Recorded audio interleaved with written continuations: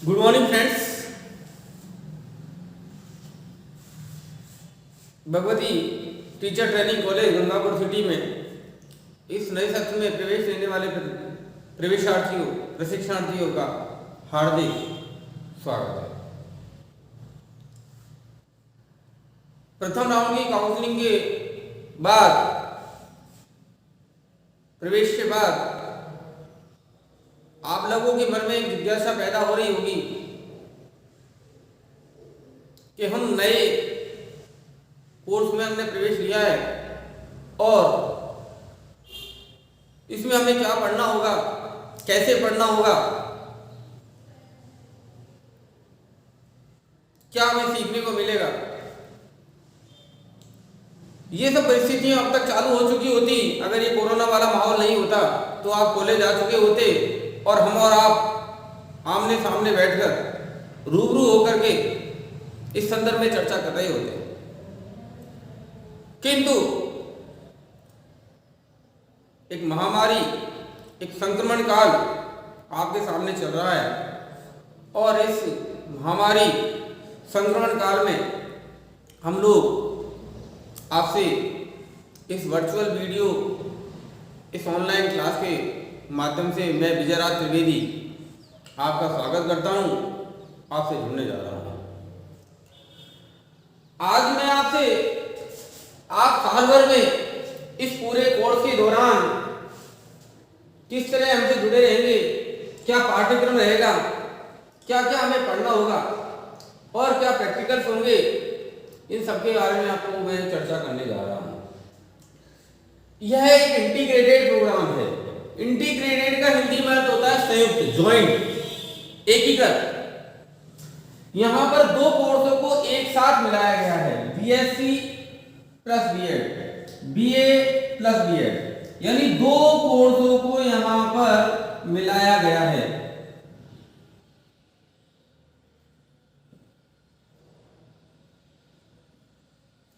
आपकी लाइफ में ये जो बी शब्द है ये बड़ा इंपॉर्टेंट है।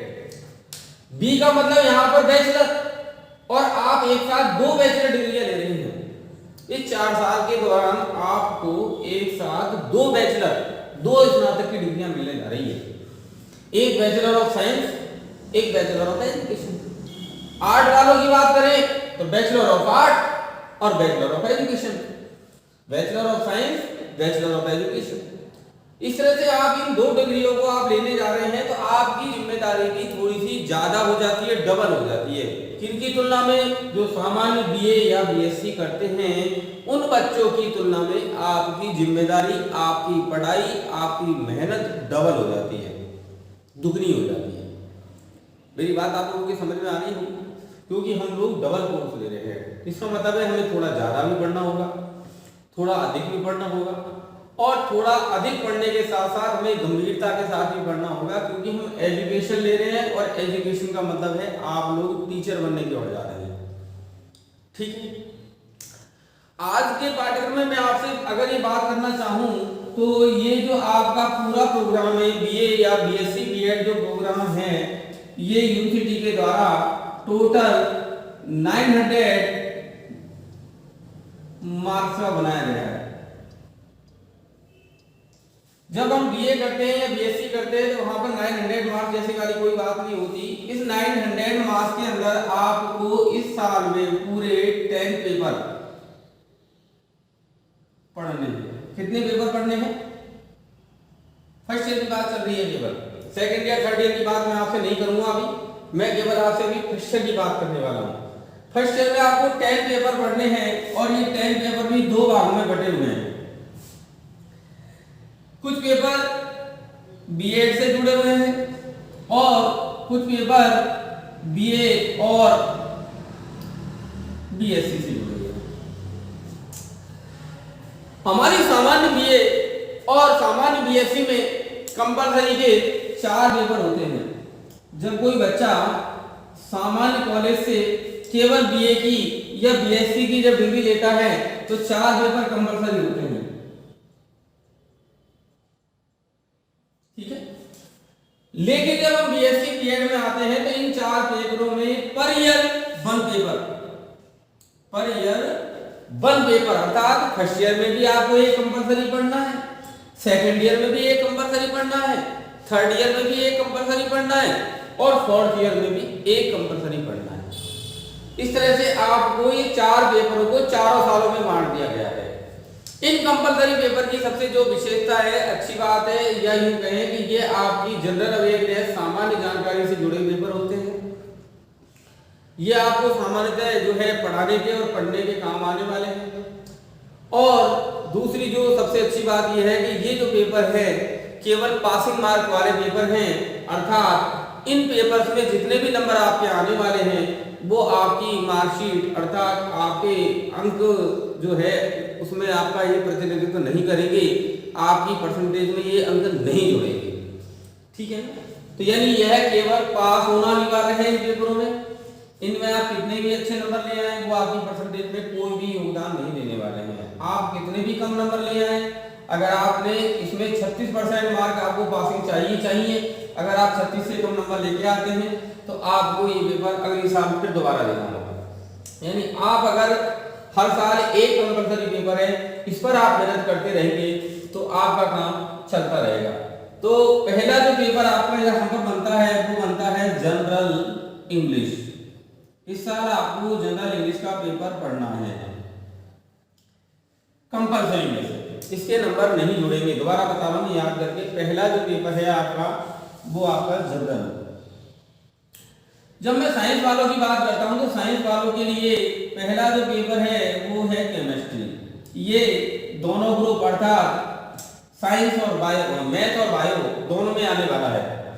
ठीक है, जो आपका तीसरा पेपर है इसमें जो पेपरों की संख्या है वो फर्स्ट, सेकंड और थर्ड, यानी केमिस्ट्री के आपके इस साल 3 पेपर लगने वाले हैं, केमिस्ट्री फर्स्ट, केमिस्ट्री सेकंड और केमिस्ट्री थर्ड। उसके बाद में आपका जो ग्रुप बनता है वो बॉटनी या मैथ। इनमें भी आपके 3 पेपर हैं, फर्स्ट, सेकंड और थर्ड। ये मैं बीएससी वालों की बात कर रहा हूं, अभी केवल बीएससी वालों की ही बात कर रहा हूं, बीए वालों की बात नहीं कर रहा था। ठीक है, और जो आपका फोर्थ ग्रुप है वो आपका यहां से हम जूलॉजी या फिजिक्स हम ले सकते हैं।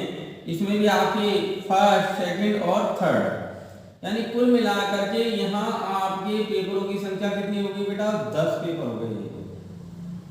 ठीक है, अब जब हम पेपर्स की बात कर रहे हैं तो 10 पेपर तो हमारे बीएससी के हो गए, यानी एक कंपलसरी पेपर, 3 केमिस्ट्री के, 3 बॉटनी के ले लें या 3 मैथ के ले लें। जिनके बायो ग्रुप है उनको केमिस्ट्री, बॉटनी और जूलॉजी पढ़ना है, और जिनके मैथ है उनको केमिस्ट्री, मैथ या फिजिक्स पढ़ना है। ठीक है, तो आपको 3 पेपर आपके बीएससी के जो ऑप्शनल पेपर हैं उनमें तीनों में आपके फर्स्ट, सेकंड और थर्ड तीनों पेपर लगने हैं। इन तीनों पेपरों का भी जो सिस्टम है वो इस तरह से है 50 प्लस 50 प्लस 50 प्लस 50। ये तीनों तो फर्स्ट पेपर, ये सेकंड पेपर और ये थर्ड पेपर और ये प्रैक्टिकल। इस तरह से पर पेपर आपका 200 नंबर का हो गया। तो यहां से आपको कितने नंबर मिलने वाले हैं? यहां से आपको 200 नंबर, 200 गुणा 3 करते हैं तो कितने हो गए? 600 नंबर मिलने वाले हैं। कितने में से? 900 नंबर में से। यानी कहने का मतलब हो गया आपका जो बीएससी वाला पार्ट है वो कितने नंबर का हो गया? 600 नंबर का हो गया।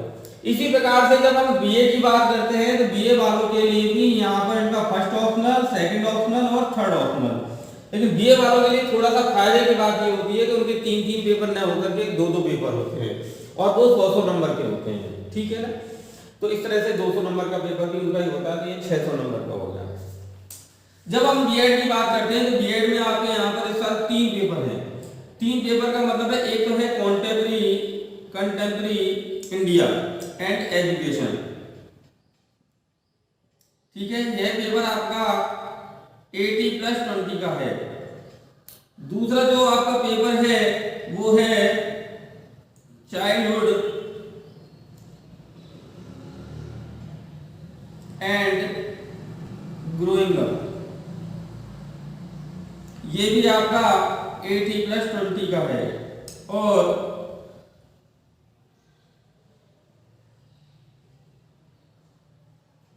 समझने की कोशिश करें। पहले 80 और 20 को क्लियर कर देता हूँ। 80 और 20 से तात्पर्य यहाँ पर ये हो गया 80 नंबर की यूनिवर्सिटी के द्वारा एग्जाम ली जाएगी और 20 नंबर कॉलेज के द्वारा आपका यहाँ पर आंतरिक मूल्यांकन इंटरनल एवल्यूशन किया जाएगा। इस इंटरनल एवल्यूशन में आपके असाइनमेंट प्लस टेस्ट, ठीक है ना। तो ये आपको समझने की कोशिश कीजिए कि 10 नंबर का आपका इंटरनल एग्जाम होगा और 10 नंबर का आपका यहाँ पर टेस्ट होने वाला है, असाइनमेंट बनाने हैं आपको। तो इस तरह से ये आपका 100 नंबर का पेपर होगा। थर्ड वाला जो आपका पेपर है वो इंस्ट्रक्शन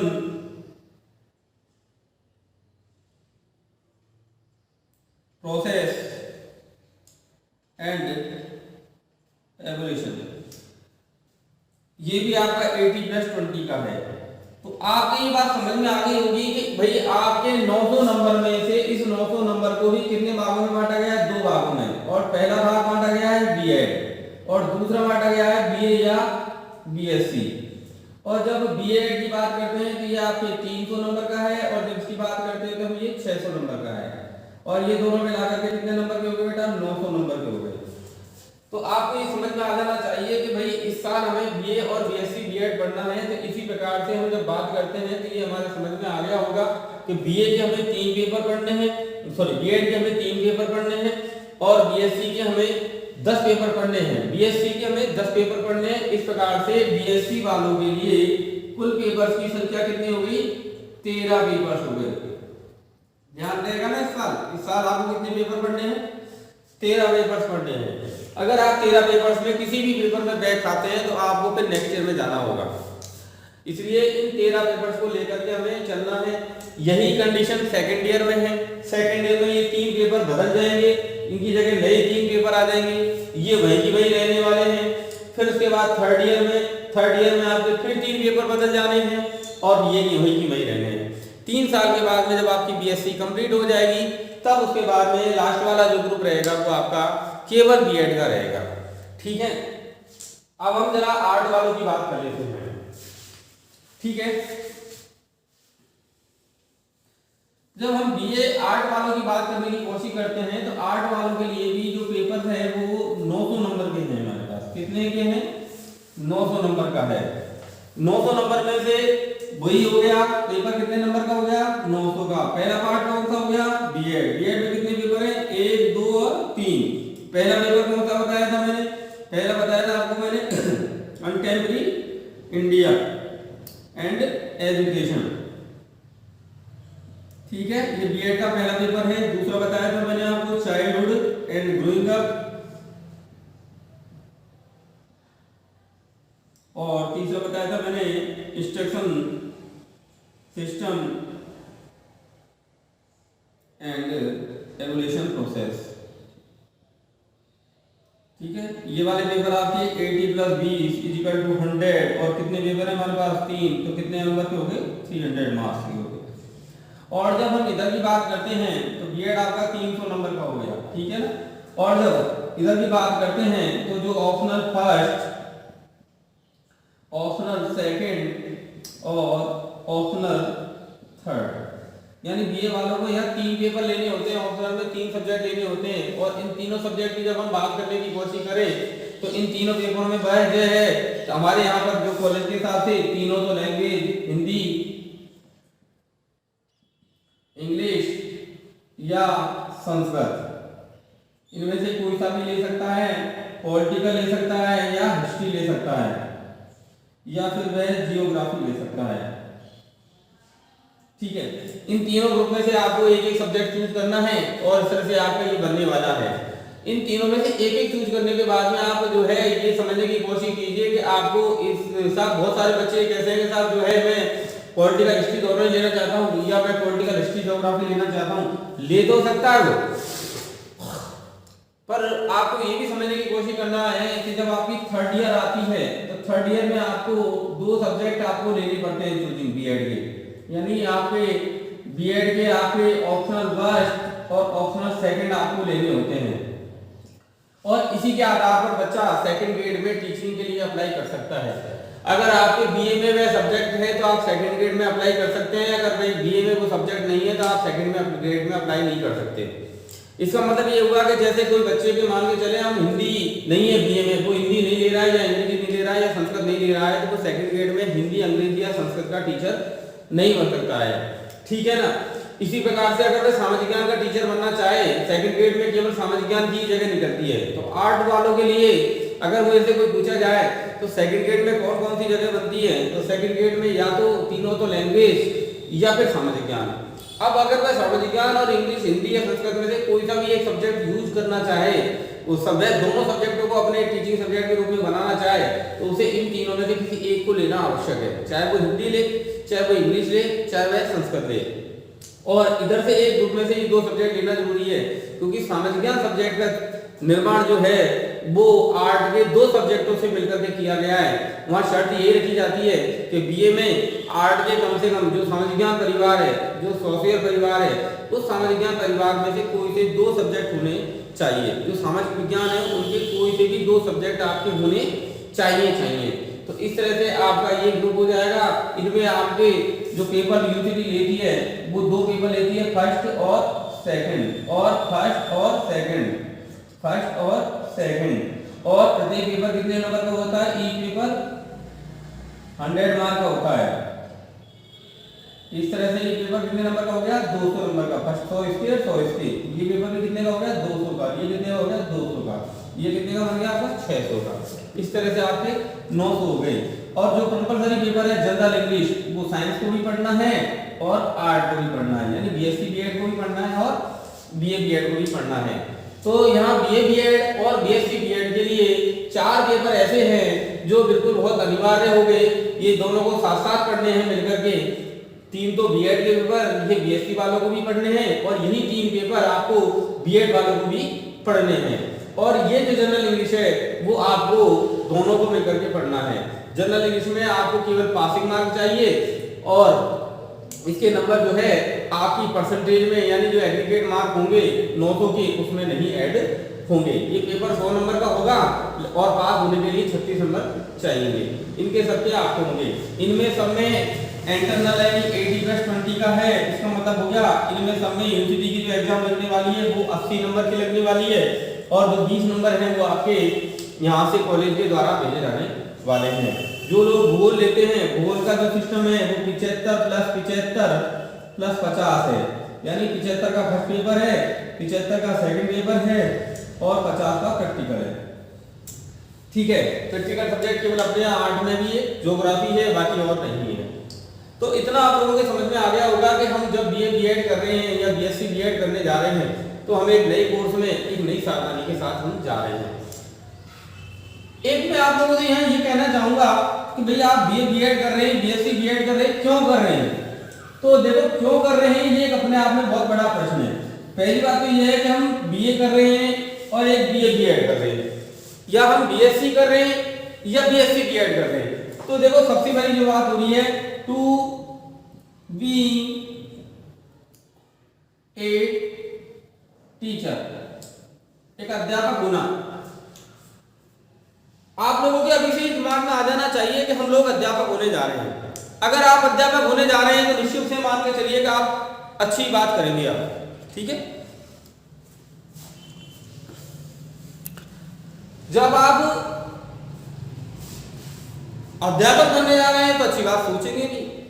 और सबसे बड़ी बात यह है कि अध्यापक होने का मतलब यह है कि अध्यापक के द्वारा जो भी सीखा जाता है, देखो सुनने की कोशिश कीजिए, बहुत बड़ी बात कर रहा हूं। अध्यापक होने का मतलब यही है कि जो भी सीखा जा रहा है, जो भी समझा जा रहा है, वो इसलिए सीखा जा रहा है, वो इसलिए समझा जा रहा है ताकि हम उसे नेक्स्ट जनरेशन को, नेक्स्ट पीढ़ी को प्रोवाइड कर सकें। अगर आप केवल अपने अंदर ही रखने के लिए ज्ञान सीख रहे हैं तो आप अध्यापक नहीं हैं। एक बात तो ये है, यानी आज तक आपने जो भी सीखा, जो आपने अब तक अपने अंदर रखा, जो आज तक आपने अपने अंदर अचीवमेंट किया, उस अचीवमेंट को नेक्स्ट पीढ़ी तक पहुंचाना हमारी रेस्पॉन्सिबिलिटी, हमारी जिम्मेदारी है।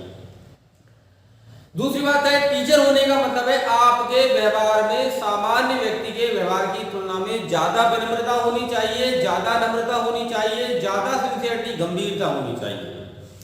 अगर आप अभी से गंभीर नहीं है, आप विनम्र नहीं है, आप अगर दयावान नहीं है, आप दूसरे को सिखाने के लिए हमेशा तत्पर नहीं रहते हैं, तो आपने एक गलत पेशे का चुनाव कर लिया, आपने एक गलत जॉब का चुनाव कर लिया है। तो अध्यापक बनने के लिए हमारे मन में ये भी होना चाहिए कि एक अध्यापक सदैव देता है, लेता नहीं है। हमारे अंदर हमेशा ये भाव रहना चाहिए कि हम किसी की व्यक्ति के जीवन में रोशनी प्रकाश डालने जा रहे हैं।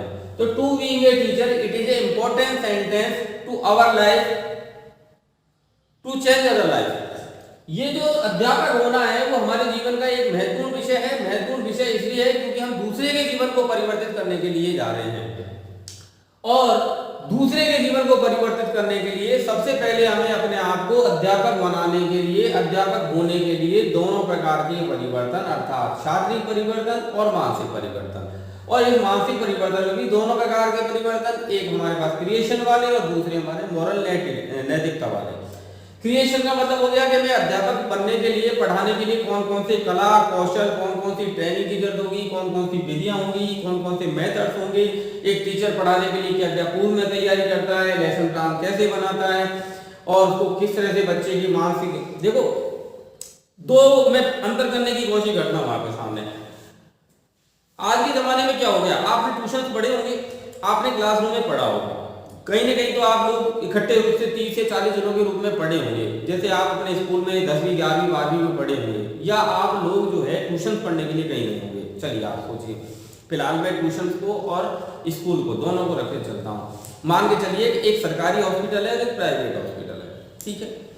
अब क्या होता है कि जब हम हॉस्पिटल्स में जाते हैं, मान के चले वहां जाकर के एक डॉक्टर प्राइवेट हॉस्पिटल में जाते हैं, वहां जाकर के हम देखते हैं कि उसके प्राइवेट हॉस्पिटल में 10 मरीज भर्ती है, और हम उन 10 मरीजों से जब चर्चा करते हैं, उनसे जब हम फोकस करते हैं, उनके ऊपर जब बात करते हैं, तो ये समझ में आता है कि वो 10 मरीजों की बीमारी एक जैसी नहीं होती है, उनके सिम्टम एक जैसे नहीं होते, उनके लक्षण एक जैसे नहीं होते। तो उनका जो ट्रीटमेंट है डॉक्टर के द्वारा किया जाता है, जो इलाज डॉक्टर के द्वारा किया जाता है, वो इलाज भी एक जैसा नहीं होता। ये सबसे बड़ी बात है। यानी किसी डॉक्टर के अंडर में अगर 10 मरीजों को दे दिया जाए, तो उन 10 मरीजों की हालत, सिम्टम, बीमारी सब अलग अलग होंगी, और डॉक्टर के द्वारा जो ट्रीटमेंट किया जाता है वह भी अलग अलग होगा।